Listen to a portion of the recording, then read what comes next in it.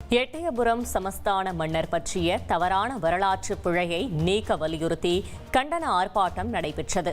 தூத்துக்குடி மாவட்டம் எட்டயபுரம் ஆட்டு சந்தை வளாகத்தில் நடந்த போராட்டத்தில் பொதுமக்கள், வணிகர்கள் கலந்து கொண்டனர்.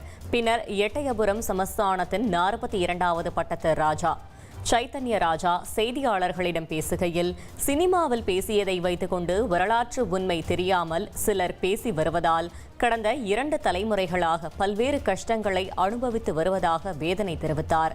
அரண்மனை வரலாறு, எட்டப்பர் பெயருக்கு பின்னால் உள்ள சுவாரஸ்யமான வரலாறு மக்களுக்கு தெரிய வேண்டும் என அவர் வலியுறுத்தினார். இந்த மாதிரி ஒரு களங்கம் அந்த பேருக்கு ஏற்பட்டது ஒரு சுமார் 2 தலைமுறையாக நாங்கள் கஷ்டப்பட்டுட்டு இருக்கோம். அதை முதல்ல சினிமா அப்படின்னு நினச்சி விட்டது, அது அவ்வளோ தூரம் ஒரு இம்பேக்ட் வரும் அப்படிங்கிறத எதிர்பார்க்கல. மக்களுக்கு உண்மையான வரலாறு என்ன, எட்டயபுரம் சமஸ்தானத்தோட உண்மையான வரலாறு என்ன, அந்த எட்டப்பன்கிற பேருக்கு பின்னாடி உள்ள ஒரு சுவாரஸ்யமான சிறப்பான வரலாறு என்ன அப்படிங்கிறது அவங்களுக்கு தெரியணும். அதை தெரியப்படுத்துறது எங்களுடைய கடமை.